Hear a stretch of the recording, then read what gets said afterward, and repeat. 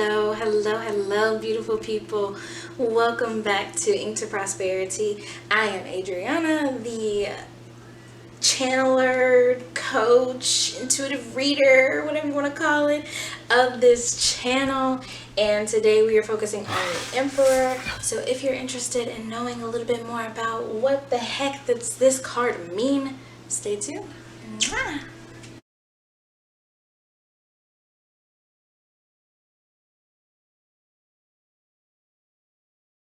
Okay, beautiful people. So we are focusing on none other than the Emperor. And so what I want to do with you is, if you have not seen the other card studies, then I will be sure to link the very first one up above so you can go back and watch those. And we're just gonna dive right in, okay? So you already know I got my bird, and we are gonna be using 4 decks this time. I know, crazy. So of course we'll be using the Rider-Waite deck. We'll also be referring to the Afro Avatar Tarot deck here. We'll also be using a new deck, which is called the Ancestral Path Tarot.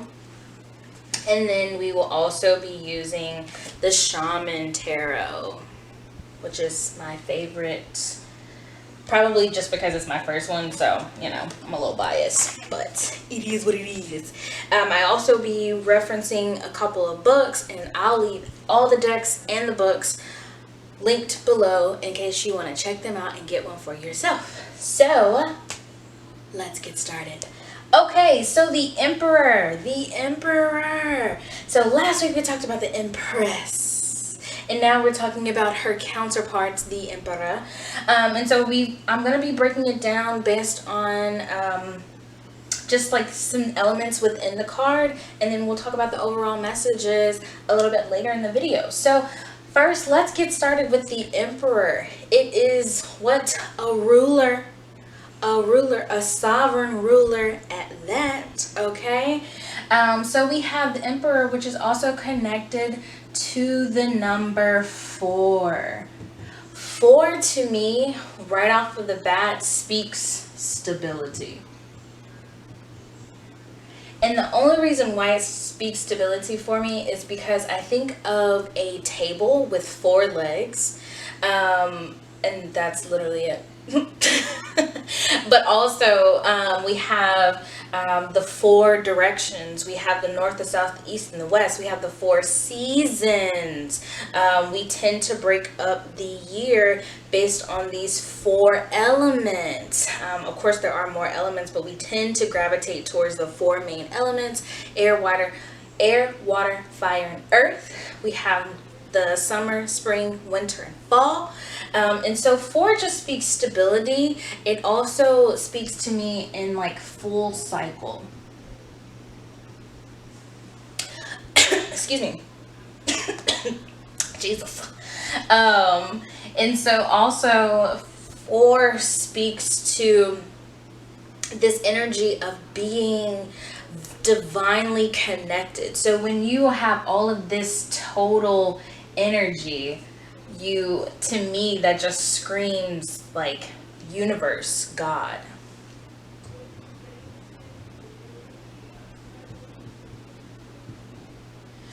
And so I know 4 is also connected to a lot of different like mathematical equations. Of course, all numbers are connected to mathematical equations, but yep. And so 4, I also know people like 444 as being an angel number. So a lot of people will connect 4 to the angels, the angel realm. And I think that's amazing. So I will write that. Angels. And lastly, I think that I just want to talk about how 4 can be a symbol of like stubbornness as well, because like if you think about a square or a shape that has 4 sides, there's no like bending. The table is sturdy. It's made with its 4 legs, and it's not gonna just like bend and be flexible. So I do associate 4 with stubborn, unmoving. It's kind of like set in stone. So that's what comes up when I think about the number 4. So moving on into the Emperor, let's talk about the scenery first. Actually, I'm going to do the attire because it's just screaming attire. So we have this gentleman who is dressed to the nines, okay? We have a gentleman with a crown. There is this regal robe. We have an armor underneath the robe. This gentleman is also holding some items, which we will talk about a little bit later. But we have a crown, which automatically what? Talks about authority, power, and rule. Okay? We also have these regal regalia, I think that's what they call it. These robes, these special robes of red. They're red. Which also, to me, speaks power. And I know a lot of us associate red with the root chakra.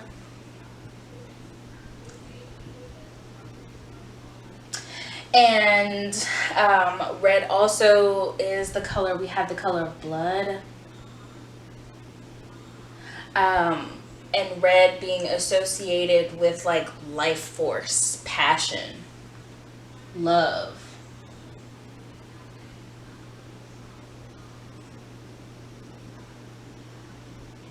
And then we also have the armor that is underneath the robes. Let's talk about that. Now, we have a sense of warriorhood about this. Whenever you see armor, you think about battle, you think about war. War and defense. That's what comes to mind. And the fact that this is sitting underneath the Emperor's clothes just really, to me, screams the idea that you got to stay ready, basically. If you stay ready, you ain't got to get ready. Hello. I'm going to write that down.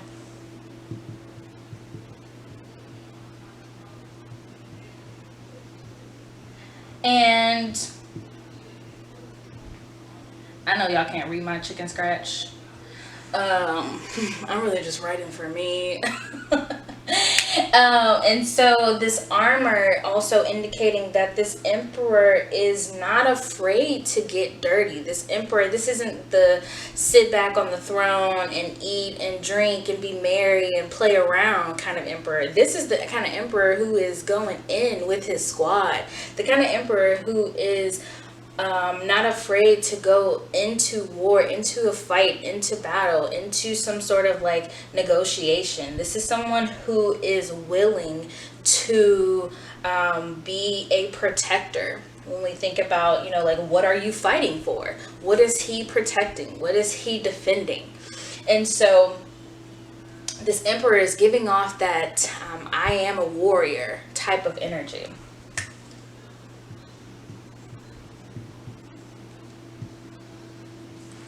Okay, and then in this particular card, which is the Ancestral Path Tarot, he's also wearing an armor. He's a little bit more dressed to the nines, and that may be this case for some of your own tarot decks. You may see a little bit more like character with your particular deck.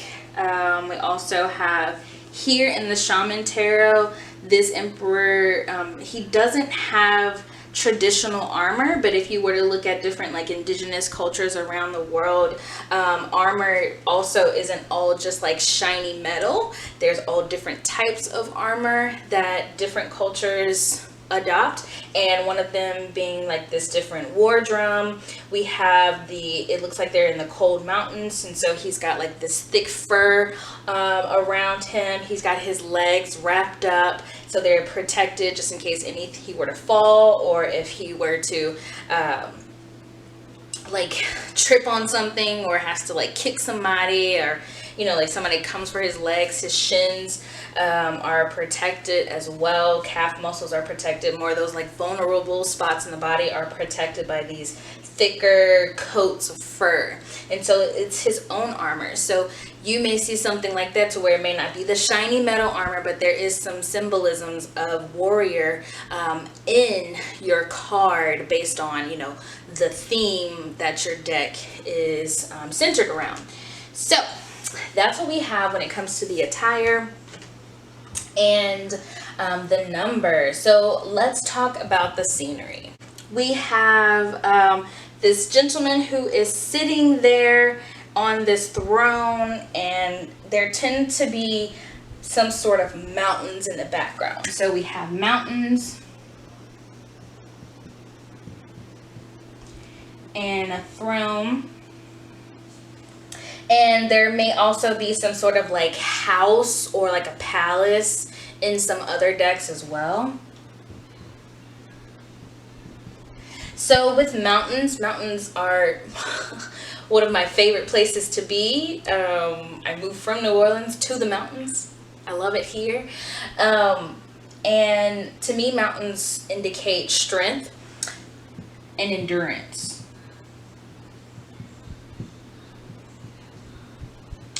The mountains are also connected to the ram, which we all know rams can climb mountains really well.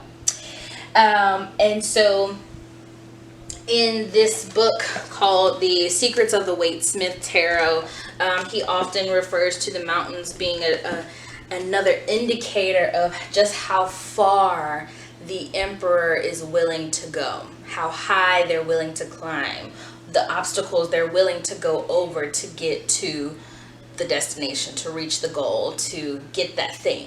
So we have that. We have the throne continuously indicating a sense of authority. And then also with the palace possibly being in the background, there may be some sort of just like indicating like, this is my domain. Like, so like ownership.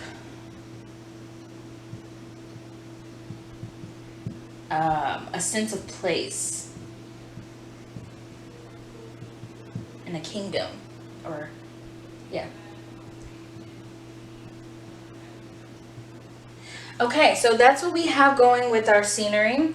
Now, moving into the ram. So, depending on what deck you have, the ram may be symbolized in a couple of different ways. And now, in the Afro Avatar Tarot deck, there's no ram on here. So, that may be the case for you, but we'll talk a little bit more about how it does connect to the ram at the end of the day. But on these three decks, the ram is indicated either by the crown or the ram's head on the throne. Okay, and so the ram's head tends to be at the seat of the throne on both sides, but also at the top of the throne on both sides. So still giving us that 4 number, that complete number, that solid foundation that the number 4 gives us, in indicating it with the mark of the ram. And so, if you didn't know, the emperor is connected to the Aries, which is also ruled by Mars, which is also connected to fire.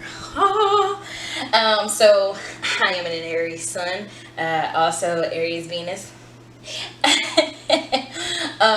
So what this indicates with this ram head, this connection to Aries and Mars, and so it brings up the energy that of action, willpower, passion, which we talked about in the attire, Um, we also know a lot of Aries people think of Aries as being impulsive.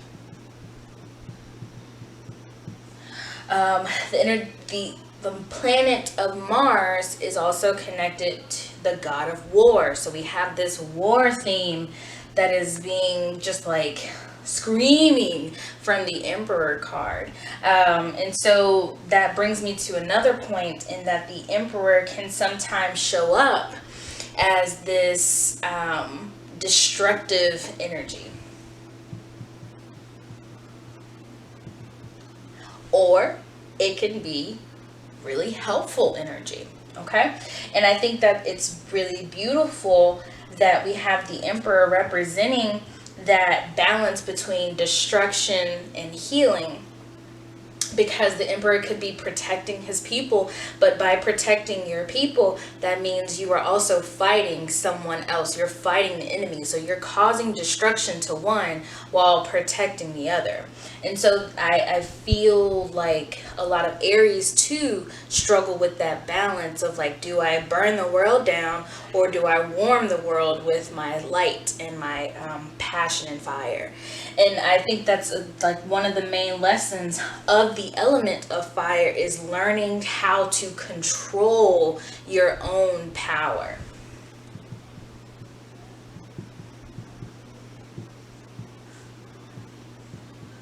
And it's so important to me to make sure that I am balanced in my fire, because I've been on the destructive end. I know how to fuck shit up. And once I learned what I was truly capable of, I was able to see just how far I'm willing to go to help others and still keep myself warm. I still have to keep enough light, enough fire in me to stay warm without like over extinguishing myself just to help somebody else. And that's when the real destruction comes, because it comes with this lesson of resentment, and don't nobody need that coming from an Aries. Okay, we don't. Okay. And so this is where the Emperor teaches us how to have control over ourselves, how to have control over our magic, our power, our words, our thoughts, our beliefs, our theories. And so this is a very intellectual card as well. Aries rules the head, which is connected to the brain, which is connected to the face. We have the cerebral, the beginning of our spinal cord. I guess, yeah, the beginning of our spinal cord is centered in our head. We have our thoughts, our magic, our third eye connected to the head. It's connected to our higher antennas, I like to call. And so we have to be mindful of that we believe in, because our theories could lead us down a path of complete and utter destruction, or they could be the mad genius, the thing that cures cancer, or it could be the thing that helps you break that generational pattern, or it could be the thing that like lights you up and you create that new business idea. So you have to be very, very balanced when it comes to this Emperor energy. And when this Emperor energy is out of control, when this Emperor energy is overbearing, when it's too much, then shit goes crazy. Okay. And so that's also the thing about the warrior, is knowing when to rest and knowing when you're on guard, and also knowing when you are literally in battle, and when do you need to retreat. And so this understanding of cycles so you don't burn out is really like one of the main themes that I find coming from the Emperor. So leave it to an Aries, someone to like spend all the time talking about Aries. So that's what we can gather from the ram. But also, rams are known for being like very headstrong, like just getting through, and so like being very like ain't no obstacle that I can't get through. So it's a card that may come up when you like need like this boost of encouragement to keep going. You might get the Emperor card, and it's like, get through that stuff, get through, break through, you got this. And the thing about it is, you can't just come at it from one way. You can keep hitting the same spot, and eventually you're going to get to where you want to go. But Aries also knows that if I try this side, and then I try that side, and then I try this, like I might get a little bit further than just like hitting the same spot over and over again. So there you go. There's another little lesson in the Aries and the Ram and the Mars. Okay, so I talked a little bit about the colors. We talked about the red in the robe, and the root chakra. And so because we do have this red color with passion and blood and the root chakra, it speaks a lot to like paternal and father figure. So people tend to connect the Emperor to the father figure.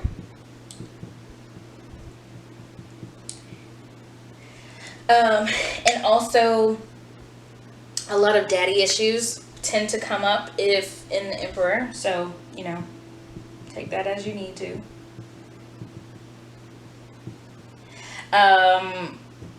Power dynamics. But also because red, we do associate red with the root chakra, which isn't just like 100% true, but since it's a thing now,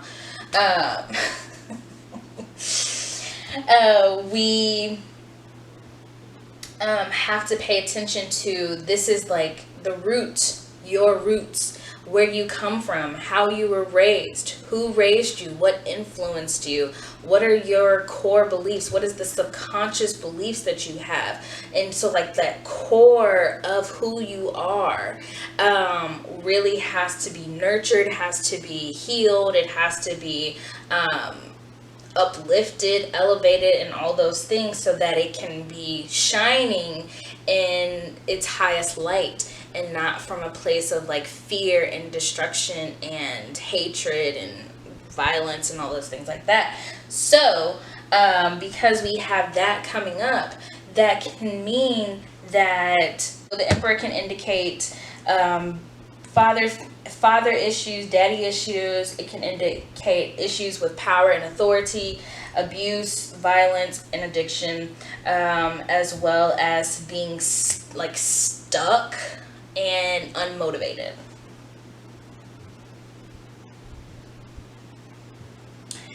Because one thing, the Emperor is not someone who just sits there and twiddles his thumb. Again, action is the name of the game. Okay. So then the final elements that I wanted to talk about, we have the Scepter, which is this little wand that you see in the right hand. And then there's also like this little globe here. And so we have this scepter, as it tends to be in the shape of an ankh. In this one, it's a wooden staff. This one does not have anything. And then in here, it's also the symbol of the ankh.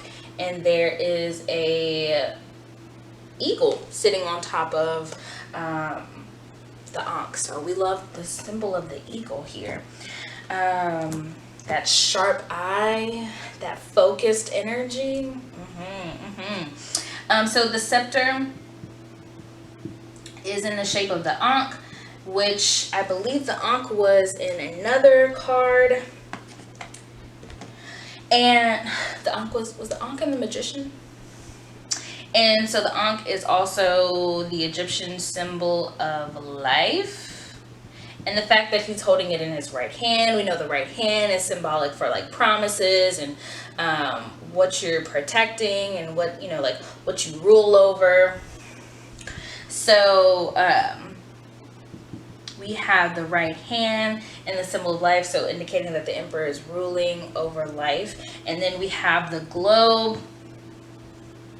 It could be a ball, it could just be some kind of like magic glass, really whatever you interpret it as, I believe you. But to me, it just seems like it would be a globe, so indicating earth. And so this is going to be like where the Empress was very like magical and cosmic, and like she was the bringer of life. The Emperor comes in as the protector and ruler of life.